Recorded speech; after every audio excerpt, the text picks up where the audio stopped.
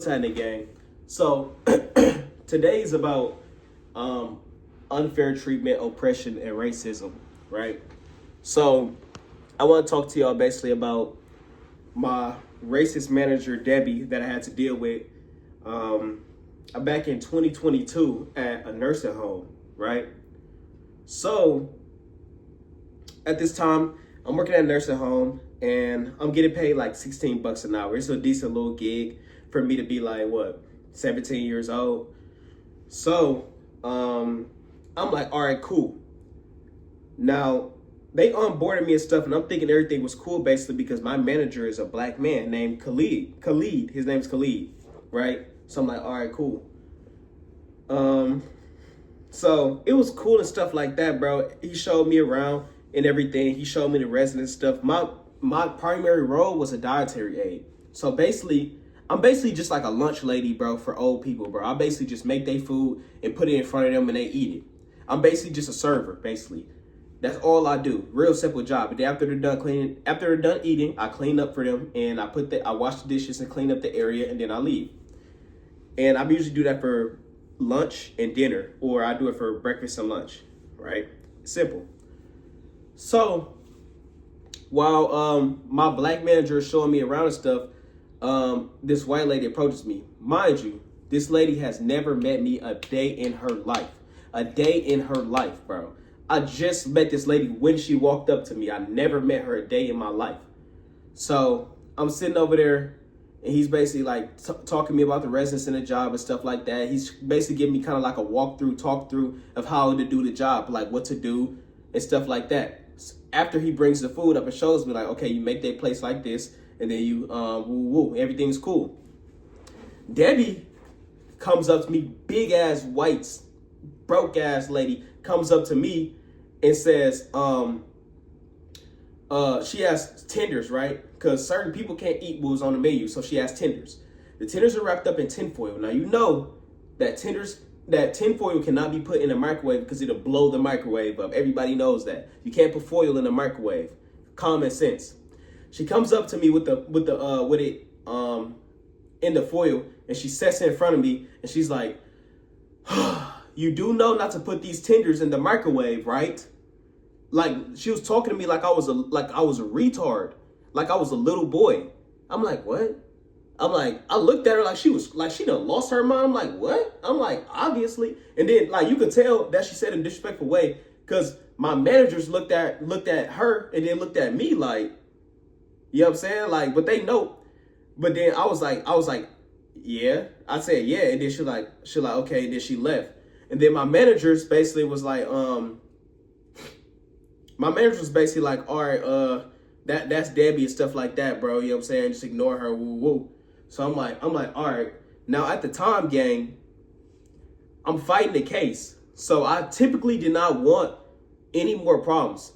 So simply because I'm fighting the case, I'm using this job to fund myself and to fund my lawyer, right? So I cannot afford to lose this job that I'm making $16 an hour for. So I kind of just put up with it, you know? And my mother taught me growing up that if you be kind to the world will be kind to you. That is the biggest lie I've ever heard in my life. If you be kind to you could be the nicest person in the world. The world will walk over you and they will use you. Facts. Now, it's okay to be nice to people. Be nice to people you don't know. But what I'm saying, though, basically, y'all, is don't let people walk all over you. Don't be somebody's punching bag, you know? It's a certain thing of being too nice. I was too nice because I let her do all of this. I should have stood up to her. I should have crashed on her low key, bro. Like, I should have stood up for myself, but I didn't. And it kind of like made me feel oppressed to know that somebody was able to belittle me for a whole entire year, you know? Every time I had an interaction with this lady, bro, she would talk to me extremely disrespectful, and I would not talk to her disrespectful in any type of way because I was afraid to lose my job. I would be scared to ask her stuff because I didn't want it would be days when I wasn't in the mood and I really did not want a disrespectful like response. So I would just go ask somebody else, you know, like stuff like that. And mind you, she's my manager, bro. So I try to stay clean away from her as much as possible. You know, I simply did not like her. And then she had a doppelganger, right?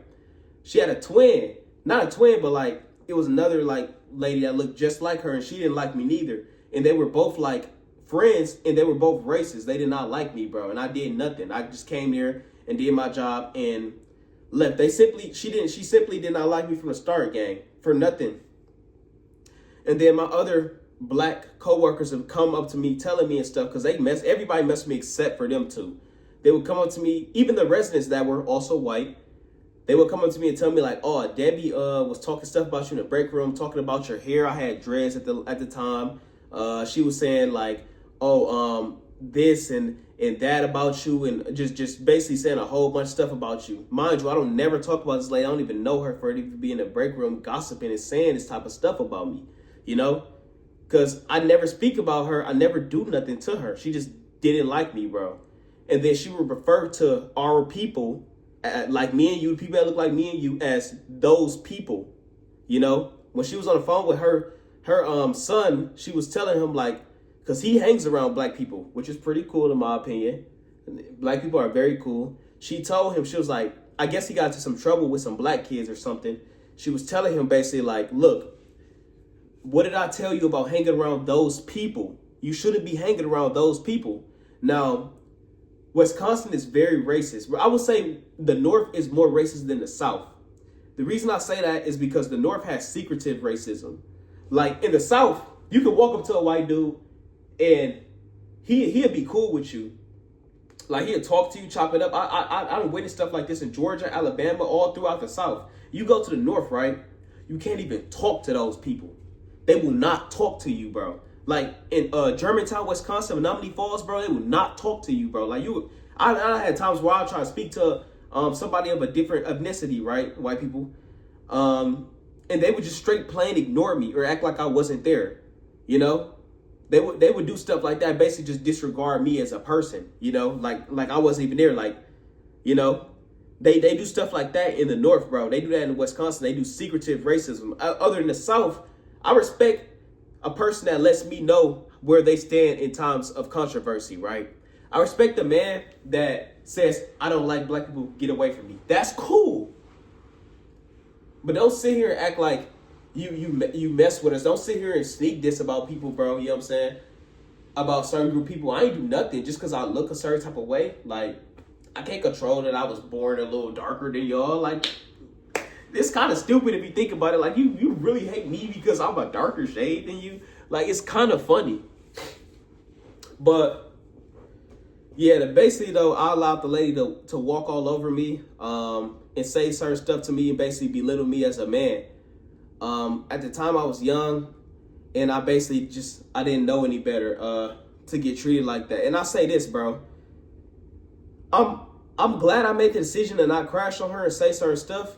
But at the same time, you need to understand that, like, don't ever let nobody make you feel a certain type of way in life.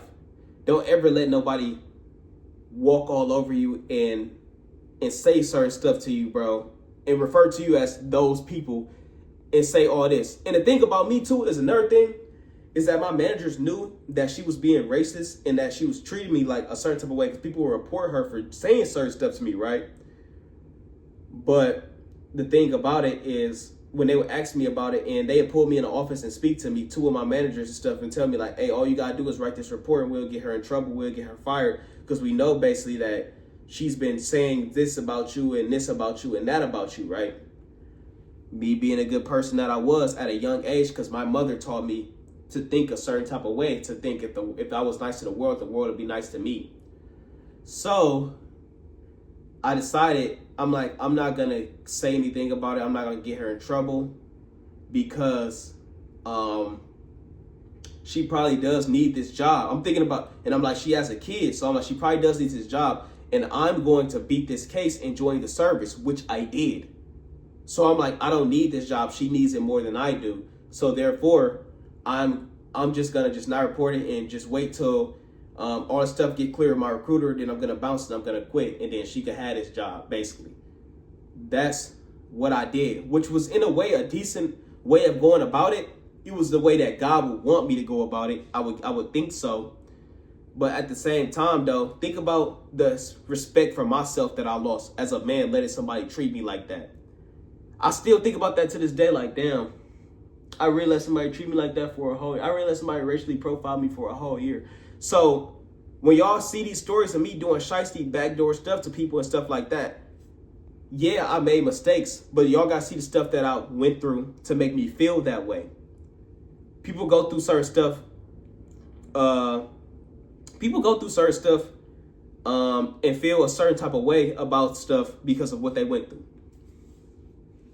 You know, that's why I'm heavy on self-defense and standing up to bullies and standing up to oppressors, because I've been oppressed my whole life. I wouldn't say bullied, but well, you could kind of say bullied and stuff like that, because like I got bullied with my manager, and then like I got bullied by my stepfather, I guess you could say, because he beat me up. But I mean, like,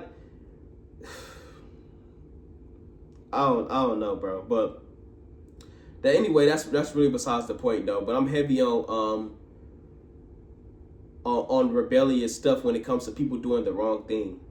I want people to do the right thing. Every man deserves to be treated with respect and dignity. So therefore, this is how I feel now. My mother taught me to be nice to the world and the world be nice to you, but this is how I feel about it, y'all. As I got older, a man or woman who comes at you in a disrespectful way is not worthy of a peaceful approach. And what I mean by that is, if a person disrespects you or makes you feel bad about yourself in a disrespectful way, then they deserve to be confronted in a disrespectful way. If somebody hits you, hit them back. You feel me? If somebody says something disrespectful to you, say something to them back. You know what I'm saying? Don't be mean to strangers. If you don't know somebody, don't approach them in a mean way. Don't say anything mean to them. If they want to be mean, let them start it first and then you finish it. You know, don't just let nobody keep saying stuff to you, because what does that say about you as a man? You letting people walk all over you. If you let somebody disrespect you, they're gonna keep on disrespecting you, till they can. They can't do it anymore. You know? And that's what I had to learn, bro. Don't ever let nobody treat you a certain type of way, bro. If you need to fight for what you believe in and your respect, then you need to do that, bro. But I guarantee you, if you ever fight somebody and you lose a fight for your respect, they will respect you more, because you fought for your respect. Nobody respects a pussy. Nobody respects nobody who don't stand for nothing. A man who stands for nothing will fall for anything, y'all. But hey, I love y'all though, gang. Love.